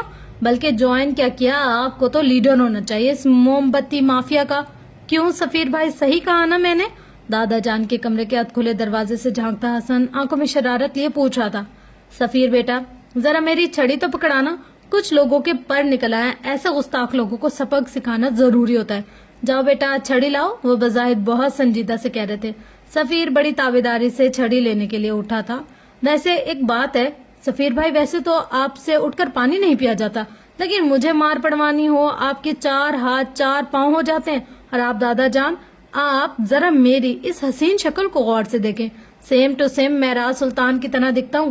سگا پوتا ہوں آپ کا, آپ کی جائیداد کا, دولت کا وارث. کچھ عزت کریں یار میری بھی. وہ جیسے التجا کر رہا تھا. سفیر بیٹا چھڑی کینسل, اب مجھے میری وہ بھورے بوٹ اٹھا کر دو, میں ذرا چیک کروں اب بھی پیٹ پر نشان چھوڑتا ہے یا نہیں. جو حکم دادا جان. سفیر فوراً حکم بجا لانے کو اٹھا تھا۔ ویسے بھورے بوٹ سے یاد آیا، آپ کے وہ گولڈن خاندانی جوتے وہی جو آپ کو آپ کے ابا نے دیے تھے، وہ میری بہن نے بخش کو دے دیے ہیں۔ اس کی اسکول کی فیورل تھی نا، حسن چمکتی آنکھوں سے بتا رہا تھا۔ سفیر نے ایک جھٹکے سے گردن موڑ کر اس کو دیکھا تھا۔ دادا جان بھی حیرت زدہ تھے۔ لیکن میں نے تو اس کو اسکن کلر کے جوتے لینے کو کہا تھا، میرے ابا کے جوتے تو ڈارک گولڈن تھے، اور میں نے اس کو یہ بھی کہا تھا کہ کسی کو ساتھ لے جائے، اس کو رنگوں کا پتہ نہیں چلتا۔ اب ان کو کیا پتا ڈارک گولڈن کو اسکن کلر بتانے والا حسن ہی تھا۔ وہ مارے حیرت کے یہی کہہ سکے تھے۔ اب پچھتائے کیا ہوت جب ہالے لے گئی بوٹ، وہ افسوس سے بولا تھا۔ لیکن بخش تو جینز شرٹ پہن کر گیا تھا نا، اس کے ساتھ ایسے روایتی جوتے کون پہنتا ہے؟ سفیر جیسے یاد آنے پر بولا تھا۔ بخش کہتا ہے میرا اپنا اسٹائل ہے، میں دنیا سے ہٹ کر چلتا ہوں، جو کام دنیا والے کرنے سے گھبراتے ہیں وہی کام تو بخش جب باہر نڈر ہو کر کرتا ہے۔ وہ باقاعدہ بخش کی نقل اتارتے ہوئے بولا تھا۔ اس کے اسٹائل کی تو ایسی کی تیسی۔ یا اللہ لے، وہ مجھے میرے ابا نے دیے تھے، میں نے سفیر کے نکاح کے لیے رکھے تھے۔ یہ کیا کیا تم نے بچے؟ آپ کہیں تو بخش سے واپس لے آؤں؟ حسن چہرے پر زمانے بھر کی معصومیت سجائے بولا تھا۔ اب کیا سفیر سلطان ایک ملازم کی اترن پہنے گا؟ رہنے دو اسی کے پاس، سفیر کے سر کا صدقہ سمجھوں گا میں۔ یوسف سلطان اپنی جلالی موڈ میں آ چکے تھے، تب ہی حسن نے وہاں سے کھسکنے میں عافیت جانی، جبکہ سفیر گمسم سا واپس اپنی جگہ پر بیٹھ گیا تھا۔ اس کا غم دادا سے بڑا تھا۔ بہت فیوریٹ شرٹ اور اب دادا کے خاندانی جوتے جن کو پہننے کا سفیر کو بچپن سے شوق تھا۔ حال سلطان نے اس پہ ابھی اور کتنے ظلم کرنے تھے۔ مہرماں اپنے کمرے کی ساری بتیاں بجھائے ٹھنڈے فرش پر اکڑو بیٹھی تھی، ایسے کہ بیڈ کے پائے تنی سے ٹیک لگا رکھی تھی۔ اس کی آنکھیں سرخ تھی، بال بکھرے تھے اور حلیہ بے ترتیب، یہاں تک کہ کل سے اب تک اس نے کوئی ایک نماز بھی نہیں پڑھی تھی۔ ابھی بھی وہ اپنے خیالوں میں مگن تھی جب اس کے کمرے کا دروازہ دھاڑ سے کھولتے فروا اندر آئی تھی۔ ملکہ جیسے اندھیرے میں ان کا استقبال کیا تھا۔ انہوں نے سوئچ بورڈ پر ہاتھ مارا تو سارے میں روشنی پھیل گئی، سفید روشنی۔ مہر نے بے اختیار آنکھوں پر ہاتھ رکھا، یہ روشنی اس کی آنکھوں میں چبھی تھی۔ مہرماں یہ سب کیا سن رہی ہوں میں حالے نے کل رات کیا بکواس کی؟ دیکھو مجھ سے جھوٹ بولنے کی قطعی کوئی ضرورت نہیں ہے۔ بھابھی جان مجھے سب بتا چکی ہیں، اب کچھ بولو گی بھی یا اسی طرح سوگ مناتے رہو گی؟ ان کا بس نہیں چلتا تھا کہ مہر کے حلق میں انگلی ڈال کر سچ کا پتہ چلا لے۔ جب سب کچھ پتا ہے آپ کو تو اب مجھ سے کیا چاہتی ہیں آپ؟ وہ اسی طرح آنکھوں پہ ہاتھ رکھے بولی تھی۔ فروا نے اس کے قریب جا کر ایک جھٹکے سے اس کا ہاتھ آنکھوں سے ہٹایا اور اس کا بازو پکڑ کر کھڑا کیا۔ مجھے پاگل بنانا بند کرو مہر، میں نہیں جانتی اس نے کیا بکواس کی ہے یا اس کے دماغ میں کیا چل رہا ہے، لیکن میری ایک بات یاد رکھنا، میں نہ تمہیں اس طرح ہارنے دوں گی اور نہ خود خاموش بیٹھوں گی۔ حالے اور سفیر کبھی ایک نہیں ہو سکتے، کم از کم میری زندگی میں تو نہیں۔ وہ اس کے پاس بیٹھی گرا رہی تھی۔ تو کیا کروں میں؟ ہاں کیا کروں؟ گلا دبا دو اپنی بہن کا، مار دو اس کو۔ وہ گویا پھٹ پڑی تھی۔ وہ یہ سب آپ کی وجہ سے ہوا ہے، ساری زندگی مجھے سفیر کے خواب دکھایا آپ نے کہا کہ سفیر زیادہ بولنے والی لڑکیاں نہیں پسند کرتا، میں نے اپنی زبان بند کر لی، سی لی۔ آپ نے کہا سفیر کو انڈیپینڈنٹ اور مردوں کے ساتھ کام کرنے والی لڑکیاں نہیں پسند، میں نے جاب چھوڑ دی، حالانکہ سفیر کو تو ایسی ہی لڑکیاں پسند تھی اور ہیں۔ میں نے تو اپنی ساری زندگی اپنا مرنا جینا سفیر سے جوڑ لیا تھا۔ اس کے آنسو مسلسل بہ رہے تھے، وہ چیخ چیخ کر بول رہی تھی، آپ نے میرے ساتھ بہت برا کیا ممانی جان۔ آپ نے کہا سفیر کو مذہبی لڑکیاں نہیں پسند، میں نے نمازیں پڑھنا چھوڑ دی، اور جب کبھی پڑھتی تب ہمیشہ دیکھتی کہ کہیں سفیر تو گھر پر نہیں ہے، کہیں وہ آ تو نہیں گئے۔ میں نے تو خدا کو بھی چھوڑا صرف سفیر کے لیے۔ میری تو زندگی کی ساری ایکویشن ہی خراب ہو گئی، میں اسکوائر 1 پر آ کھڑی ہو گئی ہوں۔ میری لائف، میرے گولز تو بس یہی تھے کہ میں سفیر سے شادی کروں گی اور پھر مجھے ابا کی محبت مل جائے گی۔ اس کا لہجہ رندھا ہوا تھا۔ میں نے صرف سفیر نہیں کھویا، میں نے یوسف سلطان بھی کھو دیا، ساری زندگی کے لیے سب کچھ کھو دیا میں نے۔ میں ہر چیز کا مداوع کروں گی میری جان، مجھے ایک موقع تو دو، تم ہمت کیوں ہار رہی ہو؟ میں ہوں نا، فروا سلطان کے ہوتے ہوئے تم کیوں پریشان ہو رہی ہو؟ دنیا یہاں کی وہاں ہو جائے لیکن میں تمہارے علاوہ کسی اور کی شادی سفیر سے نہیں ہونے دوں گی۔ وہ اس کے چہرے کو اپنے ہاتھوں کے پیالے میں بھرتی محبت سے کہہ رہی تھی۔ ارے کس چیز کا مداوع کریں گی آپ؟ اس کی بھوری آنکھوں میں تنفر تھا۔ میں نے اپنا خدا چھوڑا سفیر کے لیے، میرا خدا مجھے واپس کر سکتی ہیں آپ کے تو اپنے تھاٹس ہی کلیئر نہیں ہے۔ کبھی آپ نے مجھے دقیانوسی بنا دیا تو کبھی ماڈرن، اور میں سفیر کی محبت میں اتنی پاگل تھی کہ آپ کی ہر بات پر عمل کرتی چلی گئی۔ وہ بول بول کر ہانپ چکی تھی، تبھی بیڈ پر گرنے کے انداز میں بیٹھ گئی۔ یہ سب حالے کی وجہ سے ہوا ہے، تم مانو یا نہ مانو یہ سب اس کا کیا دھرا ہے۔ اسی نے سفیر کو کوئی ایسی پٹی پڑھائی ہے کہ اس کو حالے کے علاوہ کوئی دکھتا ہی نہیں ہے. اگر اس سے نفرت کرتی تھی تو اس کی اتنی کوئی وجہ تھی, لیکن تم اس ناگن کو سمجھ ہی نہیں سکی. اب تمہاری عقل ٹھکانے آ گئی ہوگی. مجھے میری بہن کے خلاف مت کریں, یہ بیکار ہے. آپ کا یہ حربہ مجھ پر اثر نہیں کرے گا.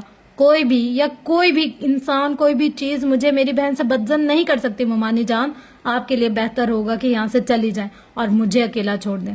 وہ اب سنبھل چکی تھی, تبھی متوازن لہجے میں بول رہی تھی, ایک دن آئے گا مہر ماں جب تم مجھ پہ یقین کرو گی, میری باتیں مانو گی, میرا کہاں مانو گی. ایک دن آئے گا, وہ عجیب سے لہجے میں کہتی وہاں سے چلی گئی. مہر نے کوئی دھیان نہیں دیا, اس کے پاس ابھی غم منانے کو اور بہت سی باتیں تھی. وہ اس وقت ڈاکٹر عبد الرحمان کے گھر میں آتش دان کے پاس رکھے سنگل صوفے پر بیٹھی تھی. عبد الرحمان ان کے سامنے اسی طرح ایک صوفے پر بیٹھے تھے, ایسے کہ ان کو صوفے کا رخ آتش دان کی طرف تھا. نفیسہ کو ان کا نیم رخ نظر آتا تھا. وہ مسلسل نظریں جھکائے کچھ پڑھنے میں مصروف تھے. غالباً عمر کی رپورٹ تھیں. ساتھ ساتھ اپنے ایک ہاتھ میں پکڑے کافی کے مگ سے گھونٹ گھونٹ بڑھتے جا رہے تھے. نفیسہ جب سے یہاں آئی تھی عمر کی طبیعت بہت بہتر تھی. اس کو 7 سمندر پار کی آب و ہوا راس آ گئی تھی. شاید اس وقت بھی وہ اس کو عبید الرحمان کے کمرے میں سلا کر آئی تھی. عمر کی بے ہوشی کے اگلے روز جب انہوں نے کیس چھوڑ دیا اور کچھ ہی دن بعد امریکہ آ گئی, یہاں آ کر وہ سب سے پہلے ڈاکٹر عبد الرحمان سے ملی تھی. 2 دن پہلے عمر کے کچھ ضروری ٹیسٹ ہوئے تھے. آج ان کی رپورٹ آنی تھی. باہر سخت برف باری تھی. تبھی ڈاکٹر عبید نے ان کو اپنے گھر بلا لیا تھا کہ ان کا گھر اس ہوٹل کے بالکل قریب تھا جہاں نفیسہ رہ رہی تھی. ڈاکٹر عبید الرحمان سانولی رنگت, متناسب نکوشت, درمیانے قد کے تھے. ان کا تعلق انڈیا سے تھا. ان کی اور محسن کی دوستی ہاسٹل میں ہوئی تھی. محسن کے پاکستان آنے کے بعد بھی یہ دوستی اسی طرح برقرار رہی تھی. وہ دونوں کبھی خط و کتابت کے ذریعے تو کبھی ٹیلی فون کے ذریعے ایک دوسرے کے ساتھ رابطے میں رہتے تھے. عمر کی بیماری کے بارے میں بھی محسن نے ان کو ٹیلی فون پر سب بتا دیا تھا اور عبید الرحمان نے ان کو امریکہ آنے کا مشورہ دیا تھا. اور اس وقت نفیسہ پچھلے 15 منٹ سے ان سے کچھ بولنے کے انتظار میں تھی. اب ان کا جواب دے گیا تھا. کیا اس رپورٹ میں ایٹم بم بنانے کا راز لکھا ہے جسے آپ پچھلے 15 منٹ سے پڑھے ہی جا رہے ہیں؟ وہ غصے میں نہیں تھی, وہ بس خوف زدہ تھی. وہ دونوں انگلش میں بات کر رہے تھے کہ عبید الرحمان کی اردو اور ہندی بہت کمزور تھی. ڈاکٹر عبید نے چند لمحے چشمے کے پیچھے سے ان کو ناگواری سے دیکھا تھا, جیسے ان کا مخالونہ پسند نہ آیا, اور دوبارہ سے نظریں جھکا لی تھی. نفیسہ کلرز کر رہ گئی. اوف, یہ سرجنز کا ایٹیٹیوڈ. 5 منٹ مزید گزر گئے. نفیسہ اٹھ کر یہاں سے وہاں ٹہلنے لگی تھی. انہوں نے ذرا نظر اٹھا کر ڈاکٹر عبید کو دیکھا تھا تو ان کے ہاتھ میں کوئی رپورٹ نہ پا کر تھوڑا حیران ہوئی. اب وہ ان کے سر پر آ کھڑی ہو گئی. تب انہوں نے ان کے ہاتھ میں ایک ہتھیلی جتنی لمبی اور 4 انگلی جتنی چوڑی کتاب دیکھ کر تو جیسے ان کا دماغ ہی گھوم گیا. آپ میرے ساتھ مذاق کر رہے ہیں؟ آپ کو یہ سب ڈرامہ لگ رہا ہے؟ میرا بیٹا کینسر کا مریض ہے. اس وقت اس کی رپورٹ سے زیادہ ضروری آپ کو یہ فضول سی کتاب لگتی ہے؟ میں اپنا ملک چھوڑ کر, اپنا کیس چھوڑ کر کیا یہاں جھک مارنے آئی ہوں؟ یہ لگتا ہے آپ کو؟ ابھی کے ابھی میں اپنے بیٹے کو لے کر جا رہی ہوں. آپ سے 100 گنا بہتر ڈاکٹرز مل جائیں گے مجھے. وہ غصے سے سرخ چہرہ لیے گویا دھاڑ نہیں تھی. ڈاکٹر عبید نے کتاب بند کر دی. اب وہ پوری طرح ان کی طرف متوجہ تھے. پڑھنے نہ دیجیے گا آپ مجھے. پچھلے 15 منٹ سے ایک لفظ نہیں سمجھ سکا میں. بولے کیوں چیخ رہی ہیں؟ وہ تیوری چڑھائے پوچھ رہے تھے. نفیسہ کو اس وقت ان پر کسی پاگل کا سا گما ہوا. میرے بیٹے کی رپورٹس میں کیا آیا ہے؟ اس کی سرجری کب ہونی ہے؟ وہ کب تک ٹھیک ہوگا؟ اگر آپ مجھے یہ سب بتا دیں تو میرا اس ہاتھ سے کھڑکی کے باہر اشارہ کیا تھا. برف باری میں ذلیل ہو کر یہاں تک پہنچنا, میری ساری محنت وصول ہو جائے گی. وہ ایک لفظ پر زور دیتی, چبا چبا کر کہہ رہی تھی. آپ کے بیٹے کو پہلی نظر دیکھ کر ہی بتا تو دیا تھا اسی دن سب کچھ کہ نہیں ہے آپ کے بیٹے کو کینسر, کوئی مرض نہیں ہے. وہ اور کیا بتاؤں آپ کو؟ جب اس دن یقین نہیں کیا آپ نے تو بار بار کیا دہراؤں اپنی بات؟ آپ وکلا کے موٹے دماغ میں ایک بات گھستی ہی نہیں تو میں کیا کروں؟ آپ کو اس بات کا پختہ ثبوت چاہیے ہوگا. اب آپ کے بیٹے کا دماغ تو بولنے سے رہا کہ اس کو کوئی کینسر نہیں, اور یہ رپورٹس, ایک انگلی اور انگوٹھے سے رپورٹس کو ہوا میں اٹھایا تھا. اگر ان رپورٹس میں لکھی اصطلاحات آپ کی سمجھ میں آتی ہیں تو پڑھ لیجیے. وہ پرسکون سے کہہ رہے تھے. اب سچ کہنے؟ وہ بددقت بول پائی تھی. آپ نہیں مانیں گی. چلیں, وہ جو سامنے والا کمرہ ہے نا, وہاں سے قرآن پاک لا دے, اس پر ہاتھ رکھ کے گواہی دینے کو تیار ہوں میں, تب تو مان جائیں گے آپ. اگر یہ سچ ہے تو عمر کی وہ حالت, وہ سب کیا تھا؟ اس کا بے ہوش ہونا, اس کا سر درد, اس کے ناک سے خون آنا, اس کی نقاہت, وہ سب کیا تھا؟ اور اگر یہ سچ ہے تو آپ نے مجھے یہاں کیوں بلایا؟ ڈاکٹر عبید نے افسوس سے ان کو دیکھا. نفیسہ آپ پلیز بیٹھ جائیں, میں آپ کو سب بتاتا ہوں. آپ کے ان کے لہجے میں ہمدردی تھی. وہ نڈھال سے بیٹھ گئیں. عمر کو ہونے والا سر درد میگرین ہے, کینسر نہیں. دن میں روز اس مرض کے شکار لوگوں کو دیکھتا ہوں، اسی لیے عمر کو دیکھ کر میں نے آپ کو بتا دیا تھا کہ اس کو کوئی بھی بیماری ہو سکتی ہے سوائے کینسر کے۔ خیر کوئی بات نہیں، آپ نہ بھی مانیں۔ پھر میں نے اس کی تمام رپورٹس کیے اور ان سے یہ ثابت ہوا کہ آپ کا بیٹا اس موذی مرض سے محفوظ ہے۔ اب آتے ہیں ان علامات پہ جن سے آپ کو لگا کہ عمر کو کینسر ہے۔ آپ کے بیٹے کو ایک خاص قسم کا ڈرگ دیا جاتا رہا ہے جس سے اس کے سر میں درد اٹھتا ہے اور ناک سے خون بہتا ہے۔ اس ڈرگ کی مقدار ذرا سی بڑھا دو تو بے ہوشی بھی طاری ہو جاتی ہے۔ رہی بات آپ کو یہاں بلانے کی، تو میں یہ نئی کتاب لایا تھا، اس میں اتنی مشکل اردو ہے، ذرا کچھ الفاظ کے معنی جاننے تھے، لیکن آپ تو پہلے ہی انگاروں پر لوٹ رہی ہیں۔ خیر مزید کچھ جاننا ہے آپ کو؟ نفیسہ جو دم سادے ان کو سنے جا رہی تھی، ان کو لگا جیسے ان کے کانوں میں دھماکے ہو رہے ہیں۔ ان کو یک دم کمرے میں آکسیجن کی کمی محسوس ہوئی تھی۔ کچھ نہیں، مجھے کچھ نہیں جاننا، مجھے اب کچھ بھی نہیں جاننا، سب ختم ہو گیا ہے، سب۔ میں کیسے تصویر کا دوسرا رخ نہیں دیکھ پائی؟ میں نے کیسے عمر کو اپنی مجبوری بننے دیا؟ میں کیسے بے وقوف بن گئی؟ میں تو شہر کی سب سے جینیس وکیل ہوں۔ آپ وکیل تھیں، وہ ان کو دیکھتے ہوئے تھی پر زور دیتے ہوئے بولے تھے۔ نفیسہ نے گلابی آنکھوں سے ان کو دیکھا تھا، ان کی آنکھوں میں ہزار سوال تھے۔ کل آپ کے ملک میں، آپ کے شہر میں آپ کا وکالت لائسنس کینسل کر دیا گیا۔ وہ لڑکی جس کا کیس آپ لڑ رہی تھی، اس لڑکی نے مریم نے خودکشی کر لی 1 ہفتہ پہلے، اور اس نے اپنے آخری بیان میں یہ کہا کہ آپ نے زبردستی اس لڑکی کو اس کیس میں شامل کیا۔ وہ وکٹم نہیں تھی، اس نے چند پیسوں کے عوض اس کیس میں شامل ہونے کا فیصلہ کر لیا، لیکن کیونکہ آپ نے اس کو دھمکی دی تھی اور آپ نے اس کو یوز کیا کیونکہ آپ کو اپنے شہر کی سب سے بڑی وکیل بننا تھا اور آپ کئی طرح کے معاشی مسائل سے گزر رہی تھی، تبھی آپ نے شہر کے چند امراء اور عزت دار گھرانوں کے معزز مردوں کو اس کیس میں گھسیٹا تاکہ آپ کے مسائل ختم ہو سکیں۔ یہ ساری بات مجھے کل محسن نے ٹیلی فون پر بتائی تھی۔ نفیسہ کو اس بار برف باری میں بھی پسینہ آ گیا تھا، ان کا پورا جسم کانپ رہا تھا۔ وہ اپنی جگہ سے اٹھی تھی اور بھاگتے ہوئی کمرے سے باہر نکل گئی تھی۔ عبید الرحمان بھی ان کے پیچھے آئے، لاؤنج میں آ کر ذرا دیر کو ٹھہرے، لیکن ایک بار پھر ان کو اپنا دم گھٹتا ہوا محسوس ہوا۔ وہ تیز تیز قدم اٹھاتی بیرونی دروازہ پار کر گئی تھی۔ گھر کے باہر برف ایسی گر رہی تھی جیسے آسمان سفید آنسو بہا رہا ہو۔ وہ سڑک پر گری برف پر بیٹھ گئی، ان کا نیلا اوور کوٹ ذرا سی سردی میں برف سے سفید ہو گیا۔ وہ وہیں سڑک پر بیٹھی لمبی لمبی سانسیں لینے لگی۔ ڈاکٹر عبید تعصب سے ان کو دیکھ رہے تھے۔ مس حیات اندر چلیں پلیز، یہاں بہت سردی ہے، آپ بیمار ہو جائیں گے، آپ میری مہمان ہیں، مجھے یہ گوارا نہیں کہ آپ اس طرح سڑک پر بیٹھی رہیں۔ ہمت کریں، آپ مضبوط ہیں، یا پھر تھوڑا رو لیں، رونا اچھا ہوتا ہے۔ وہ گھٹنوں کے بل ان کے پاس بیٹھے فکر مندی سے کہہ رہے تھے، ڈاکٹر میرا پیشہ، میرا عشق ہے، میں نے اس کے لیے اتنی محنت کی تھی، میرے ماں باپ نے اپنا پیٹ کاٹ کاٹ کر میری فیسیں ادا کی ہیں، میں سخت سردی اور چلچلاتی دھوپ میں پیدل یونیورسٹی تک گئی کیونکہ میرے پاس کرائے کے پیسے نہیں ہوتے تھے، میں نے اپنی منگنی اس لیے توڑ دی کیونکہ میرے منگیتر کو میرا وکیل بننا پسند نہیں تھا، میں اس سے محبت کرتی تھی لیکن میں نے پرواہ نہیں کی، میں نے اپنی زندگی کا ایک ہی مقصد بنا لیا تھا، وکیل بننا، اور میں بن بھی گئی، مجھے لگا میری محنت وصول ہو گئی، لیکن اصل آزمائش تو تب شروع ہوئی، کوئی بھی شخص مجھے کیس دینے سے ڈرتا تھا کیونکہ میں عورت ہوں۔ وہ تنزیہ سا ہنسی تھی، کوئی بھی رسک نہیں لینا چاہتا تھا، ان کو لگتا تھا میں بے وقوف ہوں، کم عقل ہوں، میں مردوں کے مقابلے میں لڑ نہیں سکتی۔ میں نے پھر سے محنت کی، میں نے کئی سال چھوٹے موٹے کیسز لڑے، میں نے اپنا مقام بنایا، میں نے خود کو ایک برانڈ بنایا۔ جب میں کورٹ میں کھڑے ہو کر دلائل دیتی تھی تو جج قائل ہوتے تھے، جب میں ثبوت لاتی تو مجرم پھانسی چڑھتے تھے، جب میں شیرنیوں کی طرح غراتی تھی تو کورٹ میں کھڑا ہر شخص بس مجھے سنتا تھا۔ نفیسہ حیات کو، بیرسٹر نفیسہ حیات کو سنتا تھا۔ انہوں نے گلی سانس ناک سے اندر کھینچی تھی، وہ رو نہیں رہی تھی لیکن ان کی آنکھیں نم تھی۔ عبید الرحمان اب اسی پوزیشن میں بیٹھے ان کو سنے جا رہے تھے۔ ایسے کیسے کوئی بھی یہ فیصلہ کر سکتا ہے کہ میں دوبارہ ان لوگوں کے سامنے بول نہیں پاؤں گی؟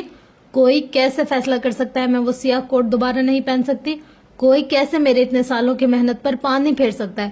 وہ کورٹ روم کے گناہ گاروں کی باتیں سنتی دیواریں، وہ راز چھپائے بیٹھے کورٹ کی کرسیاں، وہ سب مجھ سے جھوٹ جائیں گے۔ سردی کی وجہ سے ان کے ہونٹ نیلے پڑے تھے لیکن ان کو پرواہ نہیں تھی۔ آپ واپس جا کر اپنے لیے لڑیں، اپنا حق لیں، یہاں بیٹھ کر ہمت ہارنے سے کیا ہوگا؟ آپ کے بیٹے کو یوز کیا ان لوگوں نے، ان کی گریبان پکڑے۔ میں کس منہ سے واپس جاؤں گی؟ میں کیا جواب دوں گی لوگوں کو کہ نفیسہ بیگم نے اپنے بیٹے کی محبت میں انصاف کی جنگ چھوڑ دی تھی؟ نفیسہ ہار گئی، اس نے اپنے بیٹے کے لیے اس مقدس پیشے کی پامال لی۔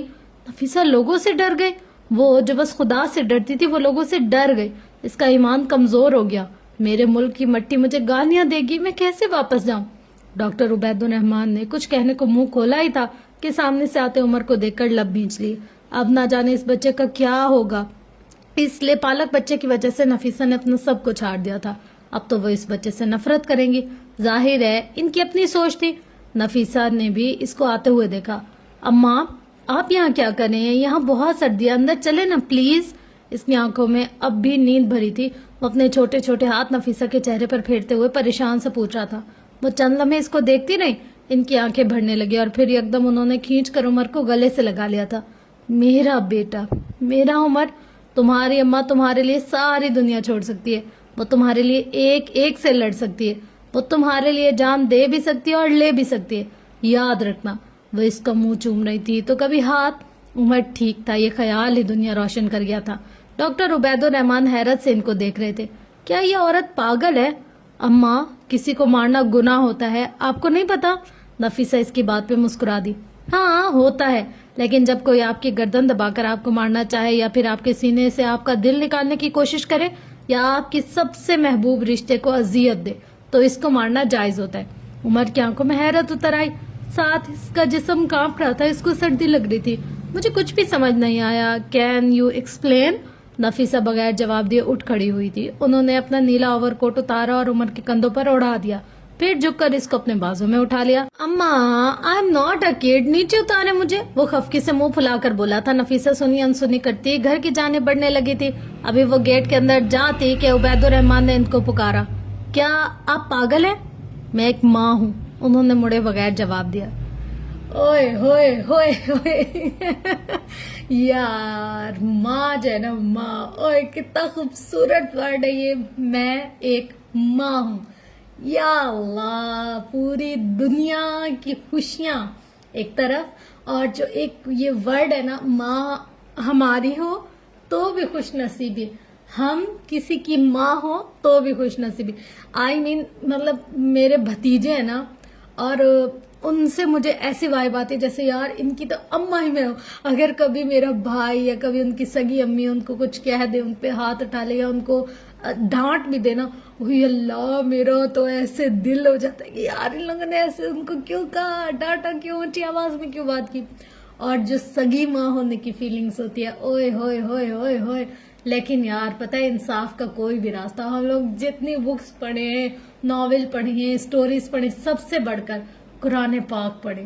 ہر جو انصاف کا راستہ ہوتا ہے نا وہ بہت ٹف ہوتا ہے. اس کے لیے ہمیں بہت ساری قربانیاں دینی پڑتی ہیں. بہت ساری جگہوں پر ہم لوگ پھنس جاتے ہیں, ہمیں سمجھ میں نہیں آتا. لگتا ہے کہ یار اس سے کیسے نکلیں گے, اس سے نکل کیسے سکتے ہیں, اس سے تو نکلنے کا کوئی راستہ ہی نہیں ہے. پر ٹائم ٹو ٹائم پھر ہمیں پتہ چلتا ہے کہ یار اچھا یہاں ایسے تھا, ویسے تھا, یہ تھا, وہ تھا.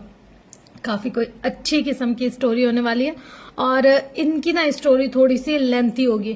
مطلب اب ہم لوگ 4 ایپیسوڈ پر آ گئے تو اب بھی صرف میں نے کتنے پڑھے ہیں, 211 پیجز, اور اصل کتنے ہیں 350 پیجز, 2350 پیجز. آپ سوچیں کہ ابھی میں نے صرف 211 پیجز پڑھے تو کتنا لینتھی ہوگا. آلموسٹ جائے گا یہ 20-25 ایپیسوڈ پر آرام سے, کیونکہ یہ بہت نا مطلب لینتھی بھی ہے اور ایک پیج میں بہت زیادہ. کچھ ناولز ہوتے ہیں ایسے جیسے ایک پیج پہ کم لکھا ہوتا ہے تو فٹافٹ ہم پڑھ سکتے ہیں, پر یہ والا ایسا ہے کہ ایک پیج پہ اتنا سارا, ایک پیج جتنا ہی مٹیریل لکھا ہوا ہے. تو میں سوچتی ہوں کہ یار اے ہائے کتنا پڑھنا پڑے گا, لیکن نہیں یار اسٹوری کافی اچھی. جیسے اب 2 گھروں کی اسٹوری چل رہی ہے, ایک حالے کے گھر کی اسٹوری چل رہی ہے اور ایک عمر کے گھر کی اسٹوری چل رہی ہے. آگے جا کے پھر یہ دونوں جمع ہوں گے. اب حالے دیکھو کتنے آدمیوں کی ایسی تیسی کر دی ہے. سب سے پہلے ہارون کی, اچھا حالے اور ہارون کتنا اچھا نام ہے, ملتا جلتا بھی. اگر یہ اس سے کر لیتی بندہ اچھا تھا. ویسے اگر میرے سامنے ایسی چوائس ہوتی نا تو میں ہارون کو سلیکٹ کرتی. سب سے بڑی بات کہ وہ اس کو پسند تو کرتا ہی کرتا ہے, پر دل کا کتنا اچھا ہے یار, کیا گڈ بندہ ہے. آہا ہارون. اچھا پھر اس کے بعد اس کی زندگی میں آیا کون, سفیر نا. سفیر جو ہے نا مجھے نہیں اچھا لگتا یار, جو ایسے ڈومینیٹڈ آدمی ہوتے ہیں نا, مطلب آپ اپنا بھی پوائنٹ آف ویو رکھو. وہ مرد ہی نہیں ہوتا جس کا کوئی اپنا پوائنٹ آف ویو نہ ہو. آپ اپنی بھی بات رکھو, اپنا بھی پوائنٹ آف ویو رکھو یار. پر یہ جو عورت کو ایسے ایک دم قبضہ کرنے والا اور اس طریقے سے, اس سے نہیں ملو, اس سے نہیں ملو, اس کو نہیں دیکھو, اس کو نہیں, یہ کیا بات ہے یار، ہم اپنے اعمال کے جواب دہ خود ہیں، اللہ نے ہمیں سیدھا صحیح غلط گائیڈ کرے. بے شک آدمیوں کی بات سننی چاہیے، ان کی باتوں پر عمل کرنا چاہیے، ہم بھی کرتے ہیں. ہمارے بھائی ہمیں گھر سے باہر نہیں جانے دیتے، ہم نہیں جاتے، پر ہر چیز کی ایک لمٹ ہوتی ہے. مطلب اب بھی آپ نے اس کو پرپوز کیا ہے، ابھی آپ آفیشیلی کچھ آپ لوگ کا ریلیشن شپ نہیں، ابھی سے آپ ابا بننے لگے. ارے ابا بننا جب حق ہو جائے گا تب. ایسے بندے نا بعد میں بہت زیادہ تنگ کرتے ہیں، مطلب جب شادی ہو جاتی ہے تو ہر بات پہ شک کرنا، پھر بہت مطلب چیزیں چینج ہو جاتی ہے، کافی کچھ نا ایسے ہوتا ہے کہ عجیب سا لگنے لگ جاتا ہے. بہرحال اسٹوری کے حساب سے اگر ہم دیکھیں تو بہت اچھی اسٹوری فی الحال تک تو جا رہی ہے.